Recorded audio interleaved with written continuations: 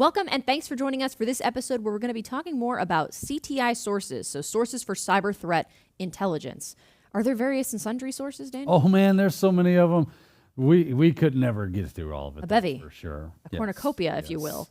But we have two main types, right? We have open source and closed source, which it's in the name, right? Open source would be like it's openly accessible, and closed source would be that it's not. That is absolutely correct. So if it's open source, enjoy. Partake, as it will. If it's closed source, well, we're going to need that money if you would like access to this. Now, can you develop a really robust and comprehensive open source, how can I put this? A bundle of open source areas in which you can go to or feeds or however we want to put this that would do you well? Absolutely. It's just this time and effort, right, to curate and cultivate that little garden. But if you're willing to put the work in, there you go. You get all that stuff for free. If you just like, I want it to be, maintained, I want it curated, and I want it done for me, I just want to ingest, get what I want, well, then you've got those paid for services out there, closed source as it were, that you can do. And a lot of people kind of end up doing both. Maybe you got a little bit of money, you spend that on a nice paid threat feed, some CTI, get that good stuff coming in. You've got a lovely little tool that ingests those things and brings it and puts it in dashboard style, and it's a great day for everybody. And then you're like, well, I also have these open source areas that I go to as well, and where I kind of spend my free time looking through that for anything that, and if I start seeing some crossover, maybe that's a great indication of something I need to raise my eyebrow and go, maybe I should dig a little deeper into these things. But I'm going to give you some ideas of where those things are today so that you can start to build those resources out for yourself. Let's start with open source because that's stuff that's accessible to me. Yeah. So I'm curious. Okay. So one of the places you can, I guess, obtain CTI would be through social media. Absolutely. Social media is a great place to go, right? Because look, how many security researchers are out there and they find something interesting and they post about it on their social media. Hey, got a CVE today because I discovered a flaw in Microsoft Outlook. Cool. We use Microsoft Outlook. That seems like it's going to be a problem, especially if you have a CVE attached to it. That means it's a recognized flaw. And since we're using that, I should probably take a look at what's going on here. So that is a great place to go. So Twitter, unfortunately, I like it or lump it, I guess is a better way to put it. I mean, it is what it is. There's a lot of people that are on Twitter, organizations that are on Twitter, that they post this stuff regularly. And if you get your feed to go that way, where it's basically curated by what you like, then you're going to get a lot of really cool information coming through there. I tend to use LinkedIn that way as well. But any social media platform really could be, in theory, YouTube could, in theory, be used as a threat feed where you are picking up on those new things and seeing that show up as soon as you log in and getting all those new alerts and things that you like. I guess I always thought of Reddit as a form of social media, but I guess in this case it would be more of a forum, right? Yeah, it's more of a forum. But Reddit is a really good place because a lot of people use Reddit. Reddit is people asking questions, getting answers. So Reddit is one. I do believe I have Reddit on my list here. Yeah, here you go. Here's one for you. Reddit.com/r/threat intel is one that I have found for us. Oh, there's a whole sub for it. There's a whole subreddit for threat intelligence. That's right. And you can look through here and see, got some career suggestion. We got some unauthenticated remote code execution, vulnerability exploitation, and Avaya or Aura device services observed. And then you can read this and go, cool, I'm using Avaya Aura devices. Maybe I should look into what the problem is here.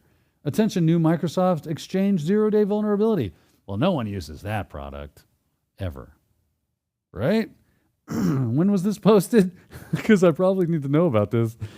7 months ago, it says up at the Oh, top. okay, that's good. So I probably know about this one already, but that's good. I'm not logged into Reddit or anything. This is just whatever's kind of thrown down on the feed. But other ones that we can take a look at, I like this one as well, Symantec. They've got a great intelligence feed. This is one of the more recent things that we've seen as of today. You'll notice this one was posted March 30th on 2023. We are end of April at this point. So this one's only about a month old, which was the 3CX supply chain attack. Affects thousands. Yeah, it does. It's a real problem. You should check that out. But this is like a blog, right? This is a security organization's blog or forums, right? Mandiant has one as well. I would highly recommend this one. Great blog site. You'll notice the first one out of their gate is also 3CX software supply chain compromise initiated by prior software. So this 3CX thing seems to be a bit of an issue. What is that? Oh, it's a soft phone system. Oh, do we use that? We do? Oh, no. Maybe we need to look into this, right? That's the whole idea behind these CTI sources, is bringing in that information, looking for commonalities, looking for anything that is pertinent to our organization or environments. So blogs and forums, good place to look for that kind of stuff. What about like official government bulletins? Yes, there are official government bulletins out there. There's an organization called CISA, which I believe I have that organization up here as well. There you go, the Cybersecurity and Infrastructure Security Agency. Kind of a new thing, kind of a great thing, though. I do enjoy this. This is really good stuff. This is obviously from the United States, America's Cyber Defense Agency. You'll see that is CISA.gov. And here are their cybersecurity advisories. Don't worry, all the links to everything that we're showing you here is going to be in your learner resources. So I got you covered. No worries. You're not going, I can't read all that, Daniel. Geez, where's it at? It's there for you. Don't worry. I see here we've got SCADA LTS third-party components, right? And you can, well, I guarantee there's going to be one about 3CX, but I you know what? I like this VMware one. Let's check out this VMware. Release a security update for our area operations for logs. VMware has released a security update to address multiple vulnerabilities in area operations for logs, formerly vRealize Log Insight. A lot of people use VMware. Maybe you'd want to check out whether or not this pertains to you. But it gives you a lot of great information throughout here usually. Sometimes they'll even get into, like, so here is the, it says to review the VMware security advisory. So I can click on that and say, yeah, it's taking me to a different page. And I can get more detail, right? It gives me the CVSS range of 7.2 to 9.8. That does seem like a problem, right? What else do we get from this? Impacted procedures and introduction. It gives us, it is a base score. The CVSS V3 base score is 9.8. That's really high. Last time I checked, 10 was as high as you could go. So this is a problem. You need to look at that. Workarounds, so all the great information about what you need to know about the actual flaw and what you can do to hopefully mitigate this is going to be a part of that. And I just found that by going to CISA, but they are a government organization that would do that. If you're in a different part of the world, obviously you would have to look for theirs. We're in the U.S., so I went with the U.S. There's also a couple other ones you have here in the notes that I'm going to butcher this. CERT and CCERT? Nailed it. Okay. You nailed it. They're spelled differently. They are, and they're very similar, honestly. So you got CERTs, which are computer emergency or cybersecurity, right? Yeah. Yeah, computer emergency response teams, and then there's CCERTs, which are cybersecurity incident response teams. Right? Am I right on that? I'm checking. You're fact checking me. scrolling. I'm horrible with acronyms. So it's one way or the other, honestly. We're gonna You're going to find out. But I've got this up here, right? This is Carnegie Mellon University, right? They have a CERT division, as we can see. CERT division is a leader in cybersecurity. We partner with government, industry, law enforcement, so on and so forth, to help when things go awry. They see, oh, there's problems out there. They have threat intelligence that they can help you out with. So be looking to those organizations. Also, we have first.org. They are also a CERT or a CCERT. I can't remember. I think they're a CCERT. Can't remember. CERT is Computer Emergency Response Team. You were correct. And CCERT is Cybersecurity Incident Response Team. You were correct. Nailed it. I don't like to. Yeah. He hasn't lost his touch. That's not bad for me. I got to be honest with you. That's a pretty good one. Anyway, a couple resources there for you when it comes to them. Again, these are all just different areas, different types of CTI feeds that you could go for. And look, again, open source, curate these things, make it your daily haunt. Maybe even what was the old thing we used to do? RSS feeds. Try to, maybe if they have RSS, you could do that. Everything just kind of shows up. It's very helpful, right? And then last but not least, my favorite. Your favorite? The deep dark web. web. Yes. Oh boy. Honestly, there's a lot of really good threat intel out there I would imagine. on the deep dark web, because guess what? That's where all the stuff is being traded and bartered for, right? So is my information on the deep dark web? I don't know. Let's go there and find out, is what you have to do. You can grab the Tor browser, obviously.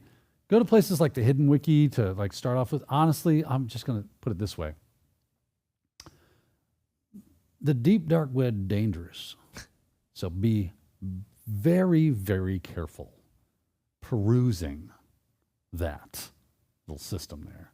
I would use the Tor browser and probably something like Unix or Tails, some ephemeral Linux system on a network that is not mine, to really spend some time and effort in that area. The deep dark web is open source in that you don't have to pay money. You ain't gonna pay a dime to go there. No, it might cost you something else if you're not careful. Indeed. So just a warning to you good folks out there when it comes to going on the deep dark web. But there are forums, hacker forums, where they trade credit card information, PII, PHI, you name it, it's out there. So if you're looking for whether or not your data has been breached, you can look to the deep dark web and say, hey, can I buy information for ACI learning? And someone's like, I got that information, I'll sell it to you. That's not good. So yeah, how much do you want for that? $20? Yeah. That's really hurt. They sell it cheap. Yeah. Like, info is cheap on the dark web, I gotta be honest. So most of the time. Don't get any ideas. No, don't get any ideas. Use your powers for good. Absolutely. So those are some examples of open source, Yes. Places we could find cyber threat intelligence. But there's also closed source, which, as you indicated, usually means paid, right? Yeah. And this is going to be your CrowdStrike Falcon intelligence and Mandiant threat intelligence and anomaly threat streams of the world, right? These pay for organizations where they spend a lot of time and effort on building these things out so that you can have that as a service and get a little more for your money when you are buying or purchasing or what's the word? Subscribing. A lot of times you're just subscribing to a web portal that gives you access to these things. And maybe you have an on-prem solution as well that it feeds into, but it's going to be really good. They do things as deep dark web monitoring for you. So if you are their customer, they look on the deep and dark web for you to find, is my customer out there and having their data sold?